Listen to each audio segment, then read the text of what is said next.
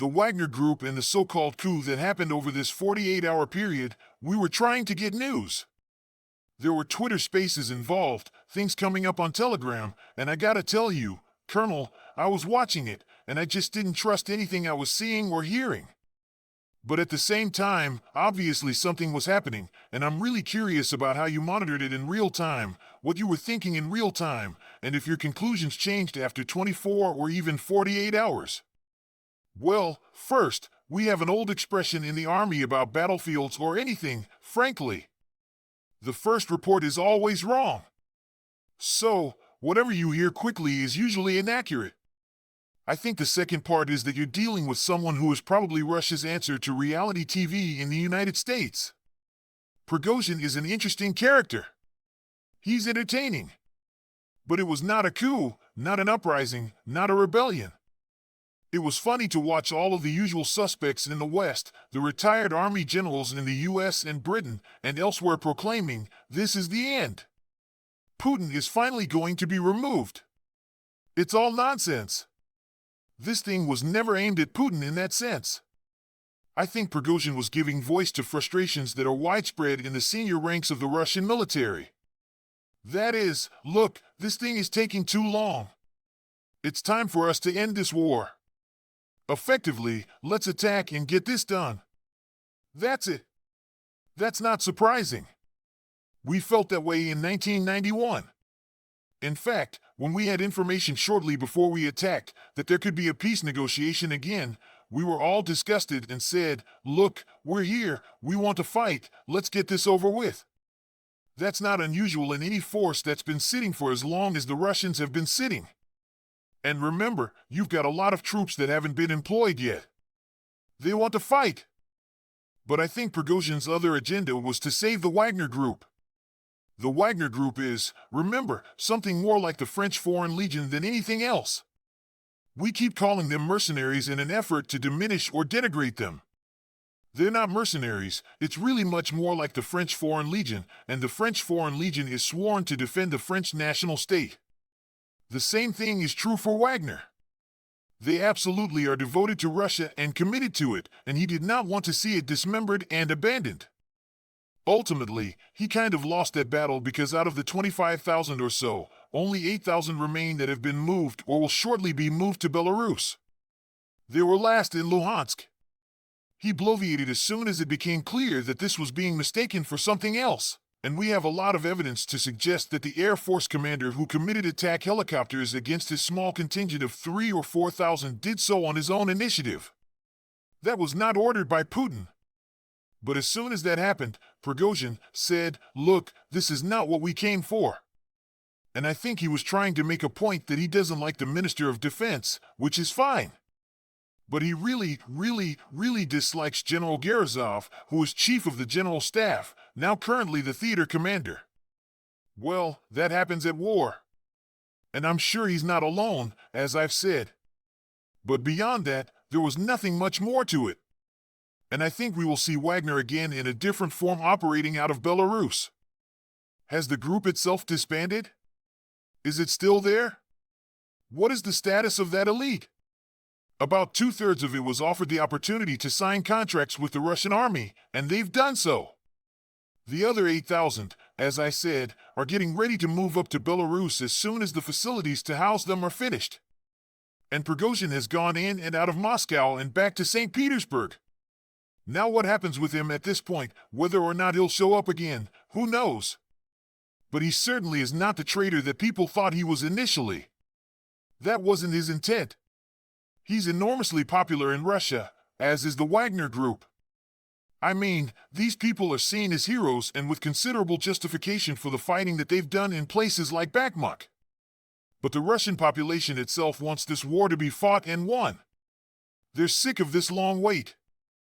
But that has much to do with Vladimir Putin's view of things in the West and his desire to avoid a larger war with NATO and the United States.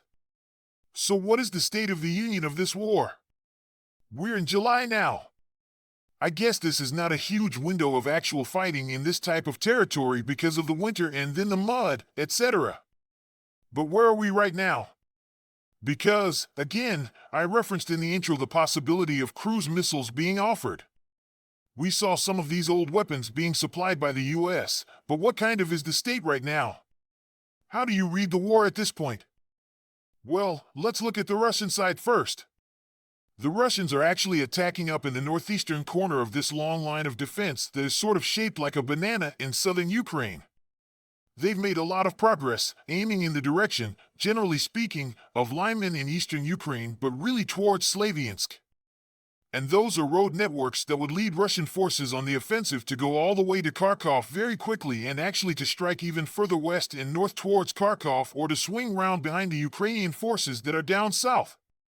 Those forces came out of the Belgorod area. There's always been a tank army down there, along with a lot of other Russian forces that have yet to really be employed, and this offensive is being very successful right now. At the same time, the Ukrainians in small numbers, all up and down the line, have continued to launch attacks, all with no success at all, catastrophic losses. So the Russians are in good shape. They've taken some losses, but their losses are perhaps in the hundreds, maybe 1,000 wounded total. Nothing significant or severe that the Russians cannot absorb. The Ukrainian side is in a very different position.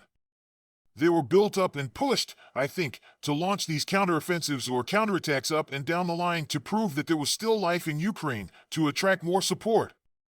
I think the rationale was much more political than military. The losses they've sustained are horrific. The latest figures I've seen are somewhere between 24 and 26,000 Ukrainian soldiers who have died just within the last month as a result of these counterattacks. How many thousands of wounded have been added to the numbers that already exist, we don't know. I recently listened to someone talk about the numbers of dead lying all over eastern Ukraine. Mostly Ukrainian soldiers, some civilians, a few Russians, but overwhelmingly Ukrainian. I think the Ukrainian force is desperate and frankly on the point of disintegration. The morale over there is at an all-time low. I continue to hear these reports of low morale on the Russian side. I see no evidence for it. I can't find any. As I said before, the only thing that I see is this desire to attack, win, and get this over with. But they have suffered terribly, and the Poles that are working in Ukrainian uniform as part of the Ukrainian army, along with a few other units, are the only ones left that are willing to attack. Everyone else has said, this is preposterous. They do not have the ability to punch through the security zone, which ranges from 15 to 25 kilometers in front of the main defensive belts. They've never reached the main defensive belts. And this is not a surprise. From the very beginning, people thought that you could build an army for high-end conventional warfare on the fly. It can't be done. Armies take years to develop, to build. Their culture has to evolve. They have to have an officer corps that evolves into a professional force. They need institutions that support the training, the equipping, and the organization. None of these things were in place. Now, throwing new pieces of equipment, whether they're obsolete or relatively modern, like the Storm Shadow missiles I think the British called for, those are very effective, and some of them have penetrated, though others have been shot down. But, on the other hand, we've just announced that we're purchasing Hawk anti-aircraft missiles from Taiwan and shipping them to Ukraine. Well, I guess the threat to Taiwan isn't nearly as great as we thought it was, so now we're taking equipment that we've already sold to the Taiwanese, and they're selling it back to us. Ukraine, it's not going to make any difference, it's obsolete anyway. The Russian air defenses are superb, is the best way that I can come up with. There is no such thing as perfect integrated air defenses. Something will always get through, but overwhelmingly, they manage to shoot down HIMARS and all sorts of missiles. This isn't going to change anything. And I think that's the frustration that we saw in Mr. Zelensky. He was furious, angry, distraught. He thought that he was going to be embraced, that we were going to extend the nuclear umbrella, per se, to him by making him part of NATO. Although I personally don't have any faith in extended nuclear deterrence, but nevertheless, there are a lot of people that think it's still meaningful.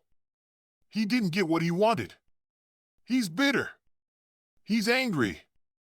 The losses inside the country are horrific.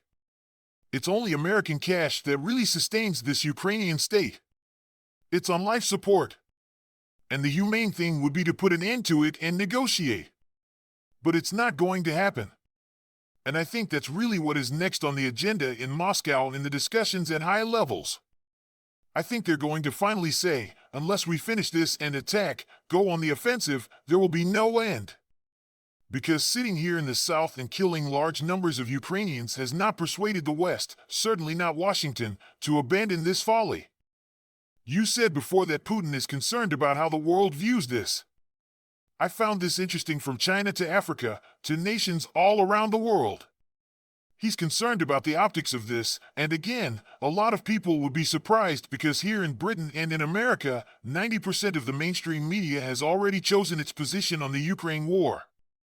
It doesn't even matter what happens on a day-to-day basis, we get fed just a singular narrative that any successes are multiplied, and if there are any failures, they are hidden. So, to explain why Putin cares about the optics of this, because we're also taught that he's this evil dictator that doesn't have any cares for anything. Explain both of those narratives in your mind, and that might be a surprise to a lot of people who get their news from newspapers and television channels. Well, remember that he's also conducting warfare against us on the financial level. Remember that he represents, in the minds of many people around the world, someone who has decided to challenge not just American military and political hegemony but American and Western financial hegemony. The World Bank and associated institutions have effectively been puppets for U.S. and allied foreign policy. We have been in the business for decades of telling people in Nicaragua or Cameroon what kind of crops to grow. And if you don't do what we tell you to do, then we won't lend you the money that you want.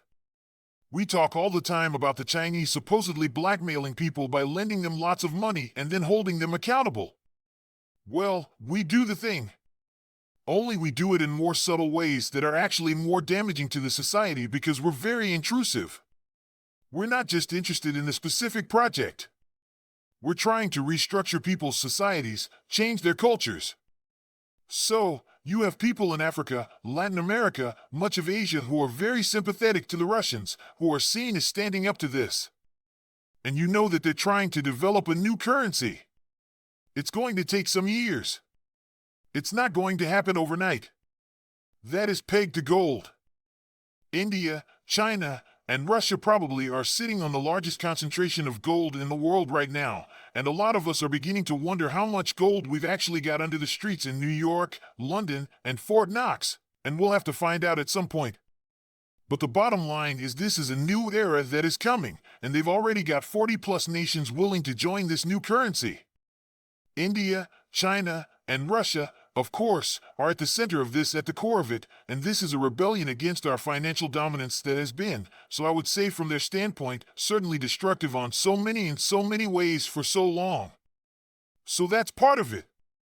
The second part of it is he has given very specific orders to the Russian army in terms of how he wants them to behave, and if you're looking for a model, you've got to go back to Russia because the Tsar and the Tsarist forces, whatever they were, however imperfect they were a lot of humanitarians compared to the evil Bolsheviks that replaced them. He has done everything he can to divorce the behavior and the attitudes and the culture of today's Russia from the Soviet Union and that evil past. I mean, he's not interested in slaughtering Ukrainians. He's been opposed to that from the very beginning, and he's always kept his eye on the ball in terms of I want to live with everyone when this is over, and I think he's adopted Charles de Gaulle's position, which is America, don't live in Europe. Britain is an island, and we're Europeans, and I think his assumption is that London, New York City, and Washington will eventually give up and go away. He wants to get along with everybody else. He doesn't really need us, and see, this is the other problem that we never thought through very carefully. No one sat down and tried to do this in the military. We try, but we don't succeed very much on a strategic level, but we try to ask the question of what is the purpose of our operation? How are we going to do it? And what do we want things to look like when it's over? That's an important question. We didn't do that this time. We just said we want to harm Russia. We want to remove Putin. We want to destroy Russia. We want to ultimately dismember it, if you read the things that people are saying, and strip it of resources. What are Putin's goals?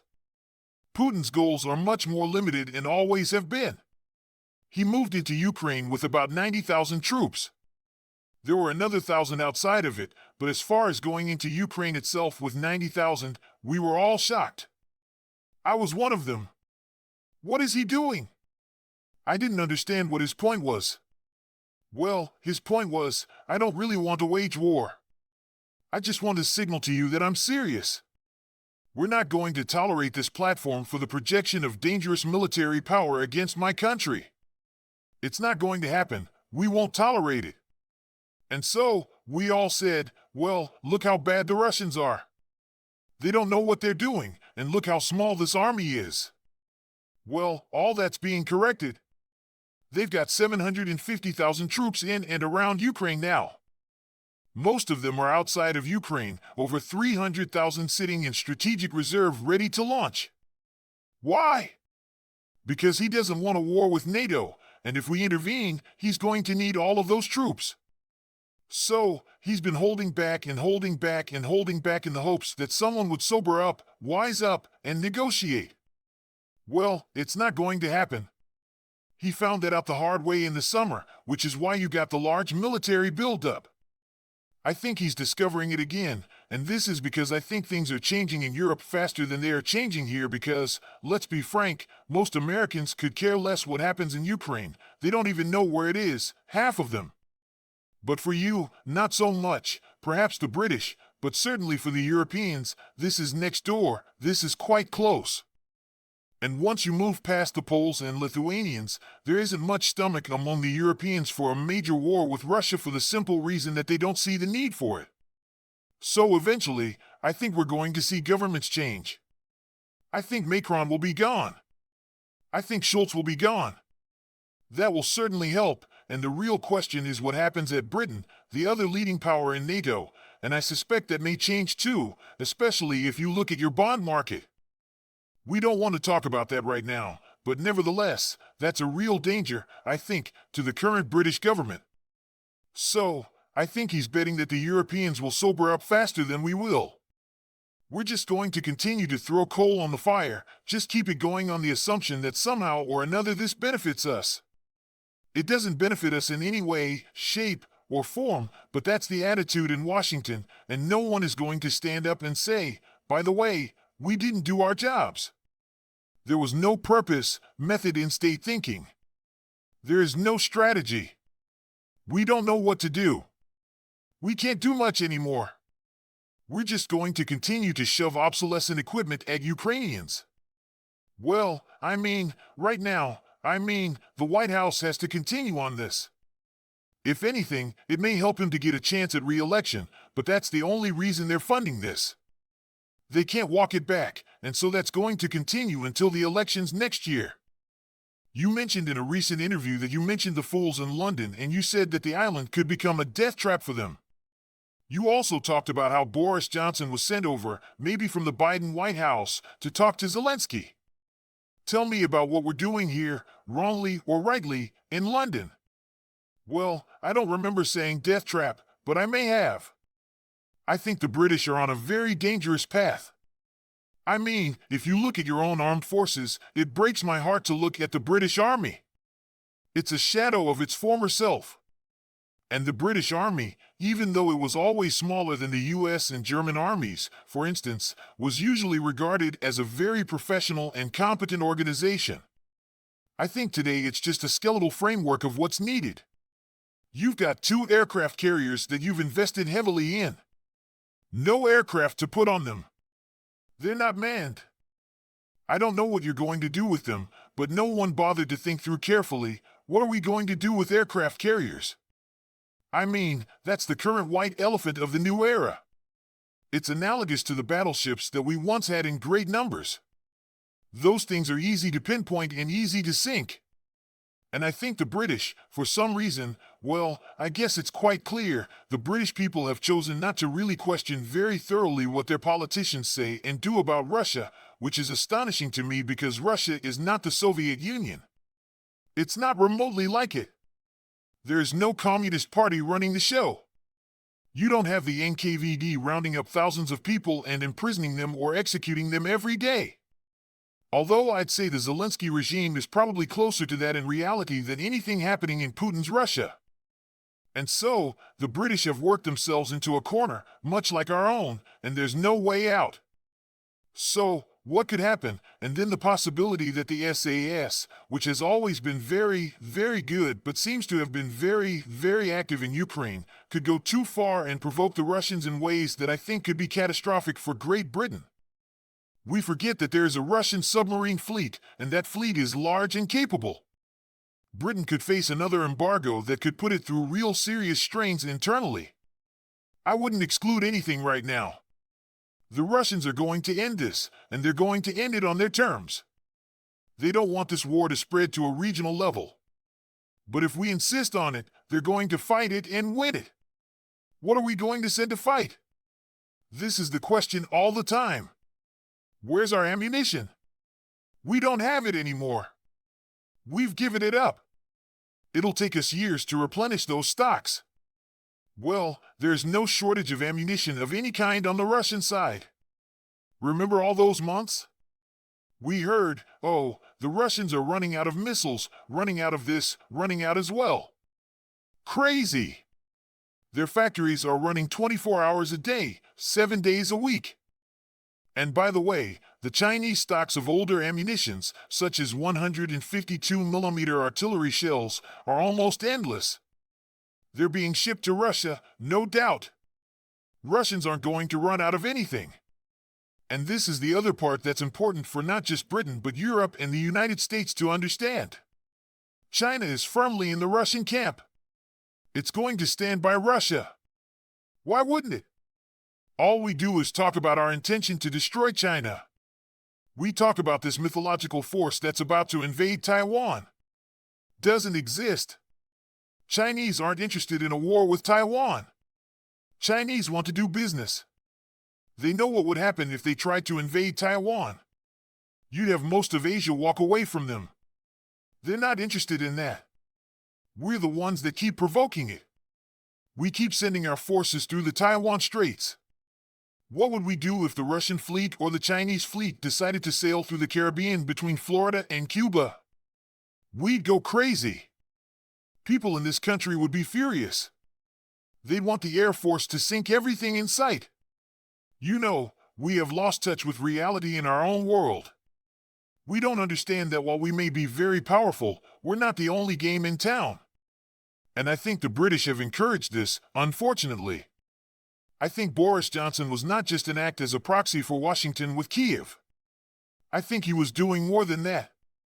I think he was actively pushing the notion that first of all, Mr. Zelensky, we will give you everything. You will have all that you will need. All the cash and all the support. You're going to win this war. Russia can't stand up to us. I think he believed to us.